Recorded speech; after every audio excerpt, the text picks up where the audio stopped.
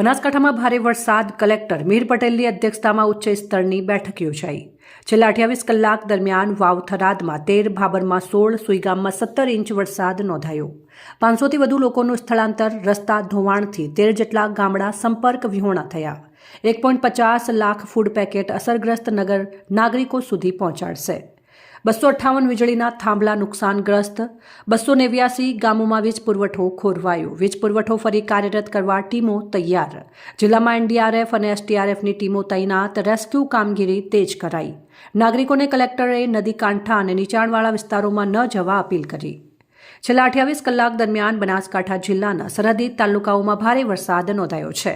પવન સાથે ભારે વરસાદમાં ચારે તરફ વરસાદી પાણી જોવા મળી રહ્યું છે. સરહદી સુઈગામ, ભાબર, વાવ અને થરાદ તાલુકામાં ભારે વરસાદ નોંધાયો છે. બનાસકાંઠા જિલ્લા કલેક્ટર મિહિર પટેલની અધ્યક્ષતામાં આજરોજ પ્રાંત કચેરી થરાદ ખાતે ડિઝાસ્ટરની ઉચ્ચ લેવલની બેઠક યોજાઈ હતી. જિલ્લા કલેક્ટરે સંબંધિત અધિકારીઓને ભારે વરસાદ દરમિયાન જરૂરી તમામ પગલાં લેવા સૂચનાઓ આપી હતી.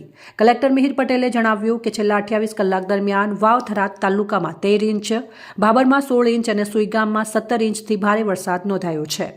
વરસાદની આગાહીને ધ્યાનમાં રાખીને આજે 8 સપ્ટેમ્બરના રોજ જિલ્લાની તમામ શાળાઓ, આંગણવાડીઓ અને તમામ શૈક્ષણિક સંસ્થાઓને બંધ રખાઈ છે. કલેક્ટરે જણાવ્યું કે હાલમાં 500 જેટલા લોકોનું સ્થળાંતર કરાયું છે. વાવ, થરાદ, ભાબર અને સુઈગામ તાલુકાઓમાં વધુ અસરગ્રસ્ત 13 જેટલા ગામડા હાલ સંપર્ક વિહોણા બન્યા છે. જિલ્લા વહીવટી તંત્ર અને બનાસ ડેરીના સહયોગથી અત્યાર સુધી 1.50 લાખ જેટલા ફૂડ પેકેટ બનાવવામાં આવ્યા છે. આ ફૂડ પેકેટ વરસાદી પાણી ભરાવાના કારણે જે લોકો ફસાયા છે તેમને વિતરણ કરવામાં આવશે. કલેક્ટરે જણાવ્યું કે ભારે પવન સાથે પડેલા વરસાદથી 258 જેટલા વીજળીના થાંભલાઓને નુકસાન થયું છે. હાલમાં 289 જેટલા ગામડાઓ છે જે વીજળી નથી તે મરમ્મત કરીને વીજળી પાછી લાવવા માટે તમામ ટીમોને સૂચના આપવામાં આવી છે. હાલમાં 6 જેટલા પશુ મૃત્યુ નોંધાયેલ છે. વરસાદનું પાણી ઉતર્યા બાદ ચોક્કસ પરિસ્થિતિનો વધુ ખ્યાલ આવી શકશે. ભારે વરસાદને પગલે રસ્તાઓનું પણ ધોવાણ થયું છે. માર્ગ અને મકાન વિભાગ પંચાયતના કુલ 8 અને માર્ગ અને મકાન વિભાગ રાજ્યના કુલ 5 મળી કુલ 13 જેટલા રસ્તાઓનું ધોવાણ થતાં 13 જેટલા ગામડાઓ સંપર્ક વિહોણા થયા છે. જિલ્લા વિકાસ અધિકારી અને જિલ્લા પોલીસ અધિક્ષક સહિત જિલ્લાના તમામ ઉચ્ચ અધિકારીઓ સાથે બેઠક પૂર્ણ કરાઈ છે. તમામ વિભાગોને એલર્ટ કરીને સૂચનાઓ આપવામાં આવી છે. ભારે વરસાદને પગલે ફસાયેલા લોકોનું રેસ્ક્યુ કરવા માટે સૂચના આપવામાં આવી છે. જિલ્લામાં 1 એનડીઆરએફ અને 2 એસડીઆરએફની ટીમો તૈયાર છે. આ ઉપરાંત વધુ 1 એનડીઆરએફ અને 2 એસડીઆરએફની ટીમ સરકાર દ્વારા મોકલવામાં આવી છે. જિલ્લા કલેક્ટરે નાગરિકોને નદી કાંઠા અને નીચાણવાળા વિસ્તારોમાં ન જવા તથા વહીવટી તંત્ર તરફથી આપવામાં આવતી સૂચનાઓનું પાલન કરવા અનુરોધ કર્યો છે. બનાસકાંઠા જિલ્લામાં છેલ્લા 24 કલાકમાં ખાસ કરીને જે સરહદી તાલુકા છે એમાં ખૂબ ભારે વરસાદ પડેલો છે. ખાસ કરીને સુઈગામમાં 18 ઇંચ કરતાં વધારે વરસાદ પડ્યો છે.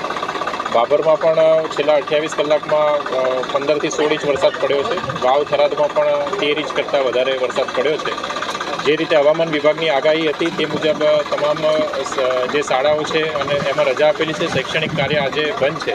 ખાસ કરીને 12 જેટલા ગામો છે એ સંપર્ક વિહોણા થઈ ગયા છે. આ ઉપરાંત 279 જેટલા ગામો છે એમાં વીજળી પણ પ્રભાવિત થઈ છે.